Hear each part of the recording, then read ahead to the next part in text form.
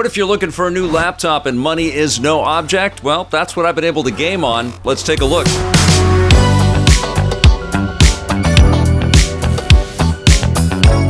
The good people at Intel Canada and MSI shot me a new laptop to take a look at. It's the Titan 18 HX AI laptop from MSI, and it is loaded to bear with all kinds of technology. Essentially, this is a laptop that you can use in place of a desktop. It is mega powerful. It is, in fact, the most powerful piece of gaming tech that I have ever had to look at and review and play test. Now, the thing about me reviewing these laptops, you know that's not what I do all the time on the channel. I do look at them from time to time. I love technology. I love looking at all the shiny toys and the gadgets and all that stuff, but that's not primarily what I focus on. So I can't really do a comparative analysis with this laptop and other super mega kick-ass laptops out there because I don't look at all of these things on a regular basis. And I'm also not going to be the guy that is going to completely shift over all of my workflow. I work on a Mac, I edit on a Mac, and all of my work is done on a Mac. So I can't really just transplant all of that to the PC. What I do when I get a PC in to check out, and I tell Intel and I tell MSI this, is that I play games on it. And I've played a lot of games on this laptop, and this is insane. I'll get into the specs in a second, but I just want to say that playing 4K games on a portable device, on a laptop, with an 18-inch screen, by the way, which is absolutely gorgeous. It's a mini LED screen. The color is incredible. So these are 4K games, all of them running at 60 frames per second, all of them with max settings. It just looks so, the imagery bursts off the screen. And it's really hard for me to convey what that looks like in this video. Like, I'm gonna shoot it, I'm gonna show you some stuff, but you're looking at it third hand through a YouTube video screen, and it doesn't do it justice. And I did stream off of this laptop, but I didn't stream directly from the laptop. I streamed out of the laptop. I used an HDMI setting into my capture card and streamed it that way. Currently not streaming in 4K. I know that's starting to happen a little bit out there, but I'm not currently streaming in 4K. So I was streaming at 1080p, and 60 frames a second is the max that you can go. But I was playing 4K games on this device, even as I was streaming them, with frame rates most of the time well over 100 frames per second with max settings on. And of course using Nvidia DLSS technology. This has all the technology to get DLSS 4 and ray tracing, all the most sophisticated ray tracing you can imagine. So I picked a bunch of incredible games to dive back into and to test this beast out. And I'll tell you about those in a second, but let's get into the specs here. So this is the Titan 18 HX AI laptop from MSI. It has an 18-inch Ultra HD display that's 3840 by 2400, so it's in the 1610 aspect ratio. It's got 120 Hz mini LED HDR 1000 with 100% DCI P3, so the color accuracy is incredible. The CPU is the Intel Core Ultra 9 285HX processor. It is an AI-capable PC, so if you're going to be doing a lot of AI work, this thing is going to be a beast for that. The graphics card is an Nvidia GeForce RTX 5090 laptop GPU, which isn't quite state-of-the-art. It isn't quite a desktop 5090, but as you can see in the footage that I'm going to be showing off, this thing is very capable. The VRAM is 24 gigs of GDDR7. The storage on this computer really blew me away. It can accept 4 different SSD drives, NVMe drives, and one of them is a PCIe Gen 5 when you can have 3 Gen 4s in there, so you can have tons of storage. I actually had 6 terabytes of space on a laptop, so I loaded more than 3 terabytes worth of games on there, which was incredible. It's got killer Wi-Fi 7 included in the laptop. You can have speeds up to 2.5G through the Ethernet port. There's Bluetooth 5.4 in there.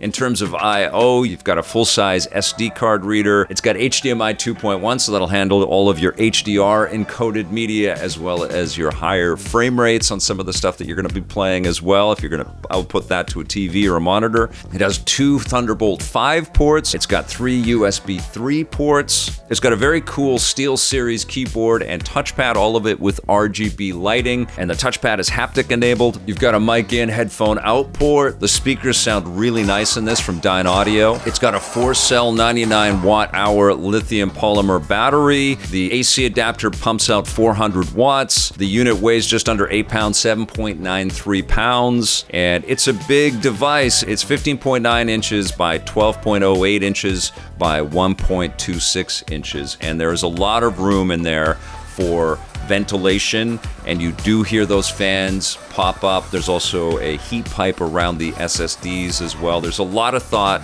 and a lot of care put into keeping everything cool because you're going to be running that GPU especially pretty hot. What I noticed is that the CPU is very powerful, and it was barely touched by most of the software that I was running on the machine.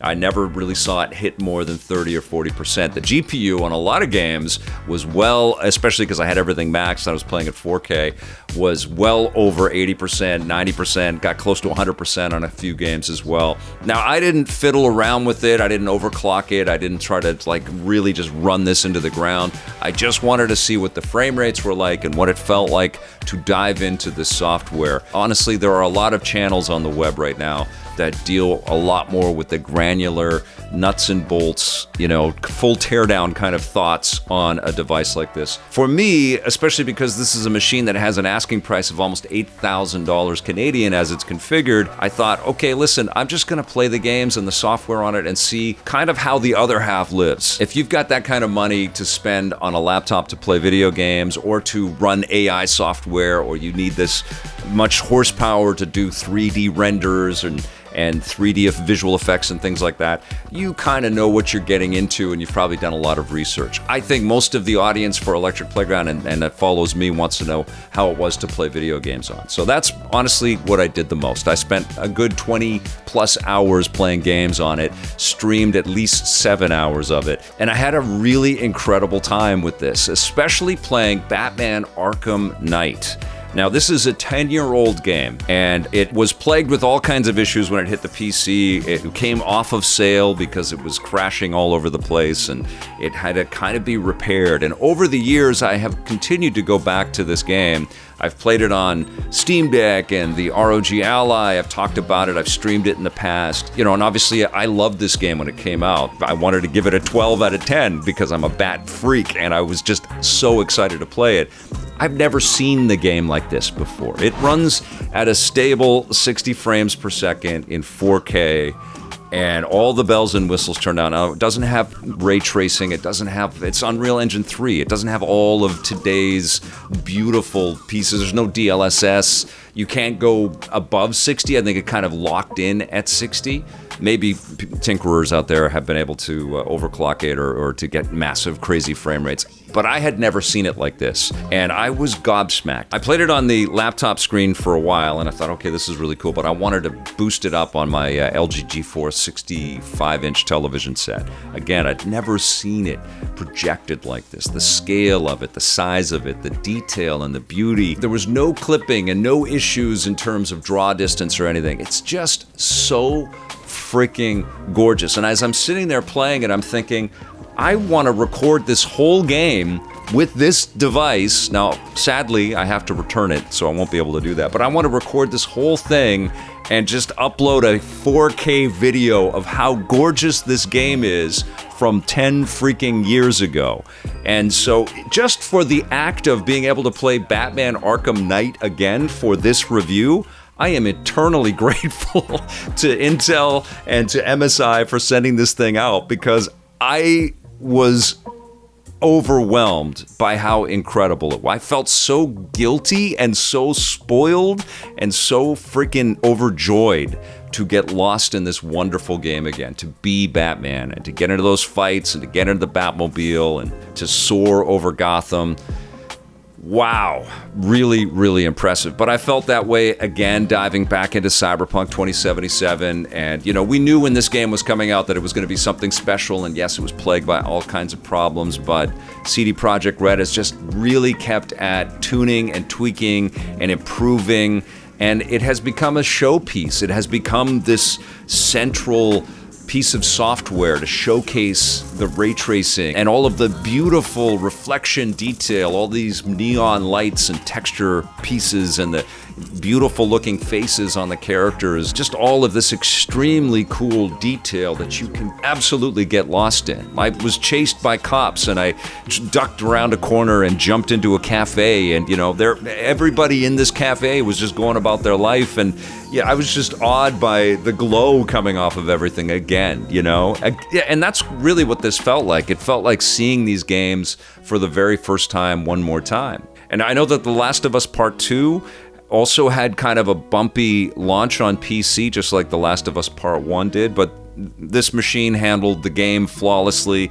They haven't had ray tracing put into this, but the upscaling tech and the crispness of the fidelity, and it's been also amazing because I've been playing a lot of PlayStation games. I'm going to be putting a video together about how PlayStation is really kicking ass on the PC, but diving into The Last of Us Part 2 again as the show is concluding its second season and presenting a lot of the same story that's in the game, although the game is better than the show. It's been cool to bounce from the show to the game, and it's been especially cool to play it in this fidelity. I played it on the television set as well. I played it on the screen of the laptop, and I also have an ultra-wide monitor that I tested this on, and this is an incredibly cinematic experience. So that was another beautiful treat for me. Now, I tried to stream a little Doom: The Dark Ages, I think on the launch day of the game off of the PC, and it was having some troubles, and I know that was kind of a story out there around the PC launch of Doom: The Dark Ages. And so I had to shift over to the PS5 Pro to stream it, but then I streamed again for a second time off of this laptop, and I played some Doom: The Dark Ages, and it's incredible. It's a beautiful, super fast, super tuned, technologically advanced, ray tracing on all the time. Again, a game I'd finished and had played again and was very familiar with, but it felt brand new to play it on a device like this. Whether I played it on the laptop screen, which was stunning, or even playing it off of my streaming monitor here or on my bigger television set, I plugged it into that, and it just flies. It's just a beautiful, gorgeous game. Another showpiece, another one of these games that is so finely tuned to run on a bunch of devices, which is great, but if you've got the horsepower, you can just sort of get enthralled by the majesty of this ultra-violence in this exquisite and super fun, replayable single-player game. It is so fun. And I find that as I'm going back to Doom: The Dark Ages again and again on these streams and this hardware dissection that I've been doing, I'm enjoying it more. Like, it's one of those games you beat and you still want to keep going back to. It's really, really freaking fun. Horizon Forbidden West from Guerrilla Games and published by PlayStation is one of the most beautiful games out there. And again, I was streaming that. What I was looking at on the monitor and what I could see in the OBS output monitor was pretty good. But then I'd glance at the laptop screen and it was like making my jaw hit the floor. Everything tuned to the very highest level, all the settings maxed, and it was flying at like 90 frames a second in 4K on this laptop screen, and it looked absolutely gorgeous. Now, I was equally, if not more, stunned by the fidelity and the quality and the craftsmanship of Ratchet & Clank Rift Apart on PC, which I've enjoyed on the Steam Deck. I've played it on the ROG Ally. I've played it on planes, and I've been on vacation with the thing and just get lost in the game again. It's a really amazing game to play portably, and this isn't quite portable in that sense on this laptop, but I hadn't seen it with all the bells and whistles like it plays on this laptop, and it is stunning. It is easily one of the most beautiful and polished video games I've ever seen, and it's one of those games that, like Cyberpunk, but because everything is so animated and over the top and accentuated and hyper-saturated, it's an excellent piece of software to show somebody if you ever have a fancy piece of computer tech that you want to show off. The port is unbelievable. It's so effortlessly fun to play, and it's so irrefutably gorgeous. You gotta check it out if you've ever got computer hardware you want to test. It is so amazing. And it looked incredible on the stream, but again, on this laptop screen, whoa! Amazing. And that was the case again and again. Whether I was playing Marvel's Spider-Man 2, Again, I hadn't seen it with everything on before, or Indiana Jones and the Great Circle, which is, you can feel the light rays in that game. It's such an awesome stealth experience. They've really done an amazing job with the core mechanics of Indiana Jones. I noticed, jumping from The Last of Us Part 2 and the way that it uses the notebook and all the, you're reading books to power up and all that stuff, there's some carryover between The Last of Us Part 2, or The Last of Us, the sort of core mechanics, and Indiana Jones. And that's one of the thrills of being able to review hardware like this, is that you get to re-experience and reformulate your thoughts on all of these exquisite works of art. And that's honestly what this laptop is about. It's about jumping into software and experiencing this work at its true highest fidelity, getting a taste of the best that games can be right now, but also a look at the future, because everybody is constantly improving all of this stuff. So if you get a system like this, you're also kind of getting a crystal ball for the future of video games. But I also looked at a bunch of other things. I looked at the Precinct, which is a cool new take on that Grand Theft Auto kind of vibe, except you play as a cop and you jump into a cop car and you chase after the bad guys that are trying to get away, and you're shooting at bank robbers and stuff, and there's a whole storyline there. I didn't play a whole bunch of it, but it was pretty cool. It's also kind of a smaller scope experience than some of these other beasts that I've been playing. Returnal I checked out, which is always going to be one of my favorite escapes. It's such a beautiful, twitchy shooter with a lot of complexity and a lot of mystery. I love that game. I also love playing Sifu, even though it's kind of a simplistic looking experience visually, graphically, but having all of the visuals boosted and to have the color blasts and the bursts, especially in the club sequence in that game. Amazing. I also wanted to check out Hogwarts Legacy, which is a fantastic looking game. A lot of beautiful work went into replicating Hogwarts and, cruising around side of the castle school and going to Hogsmeade. And it's also a game that kind of has been running at 30 frames per second, but here I was maxing everything out, running at 4K resolution at 60 frames per second, and still seeing all of the reflections on the surfaces. It slowed down a little bit when I was in Hogwarts and went outside, but when I shifted to an all-outdoor experience and was cruising around outside, it sort of locked in at 60 frames per second, so I walked to Hogsmeade. So there was a little interesting thing there. Technically, I think there's some stuff up with Hogwarts Legacy. I feel like it should run at a faster clip, and hopefully for the sequel, the developers are going to tune that and sort of improve it. I think they overloaded it with visual fidelity. It's a gorgeous game on almost any platform that you play it on, but it would be great to have this thing locked at a full 60 frames per second no matter where you go.